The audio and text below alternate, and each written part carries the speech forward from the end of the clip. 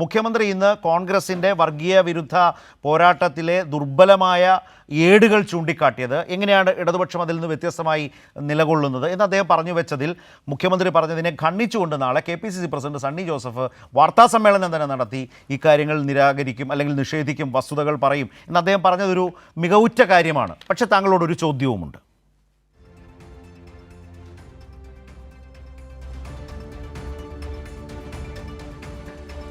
ശ്രീ ശരത്ത്, കേൾക്കാമെന്ന് കരുതുക. ഒന്ന്, കോൺഗ്രസിന്റെ പ്രതിനിധിയോട് ഒറ്റ കാര്യമേ ഞങ്ങൾക്ക് സൂചിപ്പിക്കാനുള്ളൂ. ഒന്ന്, ഇവിടെ ഒരു ഇലക്ഷൻ സ്ട്രാറ്റജി നിശ്ചയിക്കാൻ വേണ്ടി നിങ്ങൾ വലിയ പണം കൊടുത്ത് ഒരു കനകോലുവിനെ കൊണ്ടുവന്നിട്ടുണ്ട്. ആ കനകോലു പറഞ്ഞു കൊടുക്കുന്ന കാര്യങ്ങളാണ് ഇവരിപ്പോൾ ഏറ്റുപാടിക്കൊണ്ടിരിക്കുന്നത്. അവരിപ്പോൾ പറയുന്നത് കേരളത്തിലെ ഇടതുപക്ഷം മതന്യൂനപക്ഷങ്ങൾക്കെതിരാണ്, RSSുമായി BJPയുമായി ഇടതുപക്ഷമാണ് കേരളത്തിൽ സന്ധി ചെയ്തിരിക്കുകയാണ് എന്ന് പ്രചരിപ്പിക്കാനാണ് ശ്രമിക്കുന്നത്. പക്ഷേ എത്ര കാലം ഇത് സാധ്യമാകും? എത്ര കാലം നിങ്ങൾക്ക് ആളുകളെ തെറ്റിദ്ധരിപ്പിക്കാൻ വേണ്ടി കഴിയും? ഞാൻ രാജ്യവ്യാപകമായിട്ടുള്ള കാര്യങ്ങളെക്കുറിച്ച് സൂചിപ്പിക്കുന്നില്ല. കാരണം അത് സൂചിപ്പിക്കാൻ വേണ്ടി വന്നാൽ RSS, BJP, കോൺഗ്രസ് ബാന്ധവത്തെക്കുറിച്ച് സൂചിപ്പിക്കാൻ നിന്നാൽ ഈ ചർച്ചയുടെ സമയം മതിയാകില്ല. സമീപകാലത്ത് പോലും ഉള്ള കാര്യങ്ങൾ വെച്ച് തുടങ്ങേണ്ടതാണ്. ഇപ്പോൾ മഹാരാഷ്ട്രയിൽ തദ്ദേശ സ്വയംഭരണ സ്ഥാപനങ്ങളിലേക്കുള്ള തെരഞ്ഞെടുപ്പ് നടന്നപ്പോൾ അവിടെ അസം നഗർ മുനിസിപ്പാലിറ്റിയിൽ BJPക്ക് സീറ്റ് പോരാഞ്ഞപ്പോൾ 12 പേരെ കൊടുത്ത, കൈപ്പത്തിയിൽ മത്സരിച്ച എല്ലാവരെയും വിട്ടുകൊടുത്ത പാർട്ടിയുടെ പേരാണ് കോൺഗ്രസ്. അവിടെ മാത്രം തീരുന്നില്ല. ഈ കേരളത്തിലെ കാര്യം മാത്രം നോക്കൂ. ഞാൻ മറ്റു കാര്യങ്ങളിലേക്ക് പോകുന്നില്ല. കേരളത്തിൽ നിങ്ങൾ നോക്കൂ, ഈ പറഞ്ഞ ഞാൻ നേരത്തെ സൂചിപ്പിച്ചു, കേരളത്തിലെ 4 കോൺഗ്രസ് മുഖ്യമന്ത്രിമാരിൽ 3 പേരുടെയും മക്കൾ BJPയിലേക്ക് പോയി. ആരെല്ലാം പോയി? ദേശീയ അടിസ്ഥാനത്തിൽ കേരളത്തിൽ നിന്നുള്ള കോൺഗ്രസിൻ്റെ സ്പോക്ക് പേഴ്സൺ, അഭിപ്രായം പറയുന്നയാൾ, അദ്ദേഹമായിരുന്നല്ലോ ഇവിടെ AICCയുടെ ടോം വടക്കൻ BJPയിലേക്ക് പോയില്ലേ? അതുപോലെ തന്നെ KC വേണുഗോപാൽ, നിങ്ങളുടെ ഇവിടുത്തെ മുഴുവൻ കനകോലുവിനോടൊപ്പം സ്ട്രാറ്റജി നിശ്ചയിക്കുന്നയാളാണല്ലോ KC വേണുഗോപാൽ.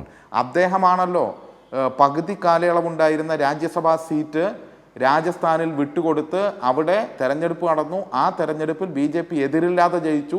നവനീത് സിംഗ് ബിട്ടു ഇപ്പോൾ കേന്ദ്ര മന്ത്രിസഭയിൽ അംഗമാണ് BJPയുടെ.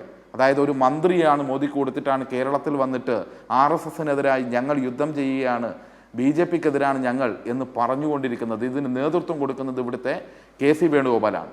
നിങ്ങൾക്കൊരു പ്രസ്താവന, നാളത്തെ പ്രസ്താവനയൊക്കെ വിടൂ. നിങ്ങൾ ശ്രീ സണ്ണി ജോസഫ് പറയുമോ ഇല്ലയോ എന്നുള്ള മാറ്റിവെക്കൂ.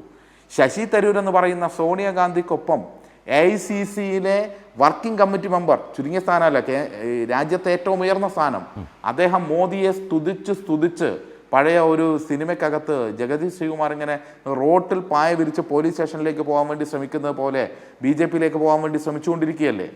RSSനെ സ്തുതിക്കുകയല്ലേ? കോൺഗ്രസിനെ തള്ളിപ്പറയുകയല്ലേ? ഇതേ സോണിയാഗാന്ധിയെയും അതുപോലെ തന്നെ പ്രിയങ്കയെയും രാഹുലിനെയും എല്ലാം കുടുംബാധിപത്യം എന്ന് പറഞ്ഞ് തള്ളിപ്പറഞ്ഞ് RSSന്റെ നിലപാട് ആവർത്തിക്കുകയല്ലേ? നിങ്ങൾ എന്ത് നിലപാടാണ്? മിണ്ടാതിരിക്കുകയാണ്. അദ്ദേഹമാണ് പോലും ഇപ്പോൾ കനകോല് തീരുമാനിച്ചു കൊടുത്തിട്ടുണ്ട്. സ്റ്റാർ ക്യാമ്പയിനർ ആര്? BJPയിലേക്ക് എപ്പം പോകുമെന്ന് ടിക്കറ്റ് എടുത്ത് നിൽക്കുന്നയാൾ സ്റ്റാർ ക്യാമ്പയിനർ. ഇതല്ലേ കേരളത്തിന് അനുഭവം? ഇനിയും കൂടുതലുണ്ടല്ലോ. അതാണല്ലോ ഈ തെരഞ്ഞെടുപ്പിന് ശേഷം വന്നത്. നിങ്ങൾ കൈപ്പത്തിയിൽ ജയിച്ച മുഴുവൻ ആളുകളെയും വിട്ടുകൊടുത്ത് BJPക്ക് വേണ്ടി തെരഞ്ഞെടുപ്പിൽ, പഞ്ചായത്ത് തെരഞ്ഞെടുപ്പിന് ശേഷം സഖ്യമുണ്ടാക്കി അധികാരം കൊടുത്തില്ലേ? എത്ര സ്ഥലത്ത് സ്റ്റാൻഡിംഗ് കമ്മിറ്റി തെരഞ്ഞെടുപ്പ് വന്നപ്പോൾ അതിൻ്റെ പച്ചയായ രൂപം വീണ്ടും പുറത്തേക്ക് വരുന്ന സാഹചര്യം ഉണ്ടായി. എന്തിനേറെ പറയുന്നു, നിങ്ങൾ ശ്രീ പിണറായി വിജയനെയാണല്ലോ, കേരളത്തിൻ്റെ മുഖ്യമന്ത്രിയാണല്ലോ ഫോക്കസ് ചെയ്യുന്നത്. ശ്രീ റോണി കെ ബേബി, നിങ്ങളോട് ഒരു ചോദ്യം, കോൺഗ്രസിനോടുള്ള ചോദ്യം. നിങ്ങൾ കഴിഞ്ഞ തെരഞ്ഞെടുപ്പിൽ ഈ പറഞ്ഞ പിണറായി വിജയനെ തോൽപ്പിക്കാൻ മത്സരിപ്പിച്ചത് ആരെയാണ്? കോൺഗ്രസിൻ്റെ കൈപ്പത്തി ചിഹ്നത്തിൽ, അതായത് പിണറായി വിജയനെ നേരിടാൻ കൈപ്പത്തി ചിഹ്നത്തിൽ മത്സരിച്ച രഘുനാഥ് ഇപ്പോൾ എവിടെയാ? കോൺഗ്രസിനാണോ? അല്ലല്ലോ, BJPയിലല്ലേ. പിണറായി വിജയനെതിരായി മത്സരിപ്പിച്ച ആൾ തന്നെ BJPയിലേക്ക് പോയിരിക്കുന്നു. എന്നിട്ടാണോ നിങ്ങൾ പിണറായി വിജയനെയും കേരളത്തിൻ്റെ ബഹുമാനപ്പെട്ട മുഖ്യമന്ത്രിയെയും കേരളത്തിലെ ഇടതുപക്ഷത്തെയും BJP RSS ബാന്ധവം എന്നെല്ലാം പറഞ്ഞ് ആക്ഷേപിക്കാൻ വേണ്ടി വരുന്നത്? പറയുന്ന കാര്യം തിരിച്ചറിയാൻ കേരളത്തിലെ ജനങ്ങൾക്ക് കഴിയും എന്ന ധാരണ വേണം. എണ്ണി പറഞ്ഞാൽ ഇനിയും തീരില്ല കേട്ടോ. സർവകലാശാലയുടെ വൈസ് ചാൻസലർമാരാക്കിയ ആളുകൾ, അതാണല്ലോ KS രാധാകൃഷ്ണൻ, BJP ആണല്ലോ ഇപ്പോൾ. നിങ്ങൾ സർവകലാശാലയുടെ വൈസ് ചാൻസലറാക്കി പറ്റാവുന്ന സ്ഥാനങ്ങൾ മുഴുവൻ നൽകിയ ആൾ. കാലിക്കറ്റ് സർവകലാശാലയുടെ വൈസ് ചാൻസലറാക്കിയ അബ്ദുൽ സലാം BJPയിലാണ്, ദേശീയ വൈസ് പ്രസിഡന്റാണ് ഇപ്പോൾ. ഇതെല്ലാം നിങ്ങൾ കേരളത്തിൽ നിന്ന് ചെയ്ത സംഭാവനയാണ് BJPക്ക് വേണ്ടി. ഇനിയും സംഭാവന ചെയ്തുകൊണ്ടിരിക്കുന്നു. ഇതിനൊന്നും നിങ്ങളോട് കേരളത്തിലെ വലതുപക്ഷ മാധ്യമങ്ങൾ ചോദ്യം ചോദിക്കുന്നില്ല എന്നുള്ളതുകൊണ്ട് കേരളത്തിലെ ജനങ്ങൾ ഇതൊന്നും മനസ്സിലാക്കില്ല എന്നുള്ളതാണ്. റോണി തിരിച്ചു ചോദിക്കും, ഇടത് സഹയാത്രികനായ റെജി ലൂക്കോസ് ബിജെപി പോയില്ലേ എന്ന് ചോദിക്കും സജീഷ് കേട്ടോ. സജീഷ് എനിക്ക് മനസ്സിലാക്കാൻ പറ്റുന്നുണ്ട് റോണിയുടെ. അല്ല ഞാൻ ശരത്തെ അതുകൂടി ഞാൻ നന്നായി അത് റോണി ചോദിക്കുന്നതിന് മുമ്പ് ശരത്തിന്റെ ചോദ്യമായി വന്നുകൊണ്ട് ശ്രീ ശരത്ത് ചോദിച്ചത് നന്നായി. അപ്പോ ഒരു കാര്യം മനസ്സിലാക്കേണ്ടത്, സഹയാത്രികൻ എന്ന് പറയുമ്പോൾ ഞാൻ അതാണ് പറഞ്ഞത് ആദ്യം ഈ റോണിയോടും ഈ ആക്ഷേപം ഉന്നയിക്കുന്ന ആളോടും. ഇന്ത്യയിൽ ഒരു രാഷ്ട്രീയ പാർട്ടി പ്രവർത്തിക്കുമ്പോൾ അതിനൊരു ഭരണഘടനയുണ്ടാകും. RSS ഭരണഘടന ഉണ്ടാക്കാമെന്ന ഉറപ്പിലാണല്ലോ നിരോധനം പിൻവലിക്കുന്നത്. ഒരു ഭരണഘടനയുടെ അടിസ്ഥാനത്തിൽ പ്രവർത്തിക്കാൻ പറ്റൂ. ഒരു പാർട്ടിക്ക്, പ്രത്യേകിച്ച് ഒരു കമ്മ്യൂണിസ്റ്റ് പാർട്ടിക്ക് ഒരു പരിപാടി ഉണ്ടാകും. അങ്ങനെ ഒരു പരിപാടി ഇന്ത്യയിലെ കമ്മ്യൂണിസ്റ്റ് പാർട്ടിക്കുള്ളതിൽ ആ പരിപാടിയിൽ വ്യക്തമായി RSS നടത്തുന്ന ന്യൂനപക്ഷ ക്രിസ്ത്യൻ മുസ്ലിം ന്യൂനപക്ഷ വേട്ടയെക്കുറിച്ച്, ഈ രാജ്യത്ത് നടന്നുകൊണ്ടിരിക്കുന്ന കാര്യങ്ങളെക്കുറിച്ച് പരാമർശിക്കുന്നു. അതിന് പരിഹാരം കാണണമെന്ന് പറയുന്നു. കാശ്മീരിലെ 370-ാം വകുപ്പിനെ കുറിച്ച് ഈ പറഞ്ഞ പരിപാടികൾ കൃത്യമായി പറയുന്നു.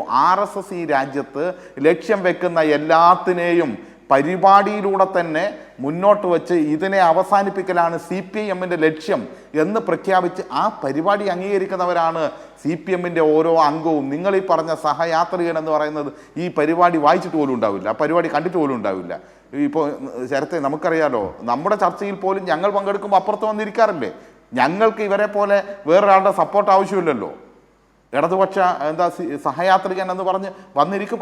അത് ആ നിലപാടിനെ ഞങ്ങളെവിടെ അംഗീകരിച്ചത്? ഇപ്പോൾ ഒരു കാര്യം കൂടി പറഞ്ഞു വെക്കാം ശ്രീ ശരത്ത്. ഒരു കാര്യം, ചില മാധ്യമങ്ങൾ ശക്തമായി CPM വേട്ട ആരംഭിച്ചപ്പോൾ അത്തരം മാധ്യമങ്ങളിൽ ചില അവതാരകളുടെ ചർച്ചകളിൽ പങ്കെടുക്കാനുണ്ടായെന്ന് ഞങ്ങളോടെല്ലാം പാർട്ടി സെൻറ്റർ എന്നുള്ള നിലയ്ക്ക് പറഞ്ഞിരുന്നു. ഞങ്ങൾ പാർട്ടി സെൻറ്ററിൽ നിന്ന് ചർച്ചയിൽ പങ്കെടുക്കുന്ന ആളുകൾ പങ്കെടുക്കാത്ത ചർച്ചയിൽ പോയിരുന്ന് ആ സ്പേസ് നിറച്ചു കൊടുത്ത ആളുകളല്ലേ ഈ പറഞ്ഞ ഇപ്പോൾ പോയി എന്ന് പറയുന്ന ആൾ? പോകരുത് എന്ന പാർട്ടി തീരുമാനത്തെ ലംഘിച്ചുകൊണ്ട് ചർച്ചയിൽ പോയിരുന്ന് ഇടതുപക്ഷത്തിൻ്റെ സ്പേസ് അവിടെ ഉണ്ട് എന്ന് ഇവർക്ക് ഉള്ള ആ സ്ഥാനം ഉറപ്പാക്കി കൊടുക്കാൻ വേണ്ടി കഴിഞ്ഞ ആഴ്ചയിൽ പോലും കഴിഞ്ഞ ദിവസങ്ങളിൽ പോലും തയ്യാറായി പോയ ആളെ കുറിച്ചാണോ ഇത് താരതമ്യം ചെയ്യുന്നത്?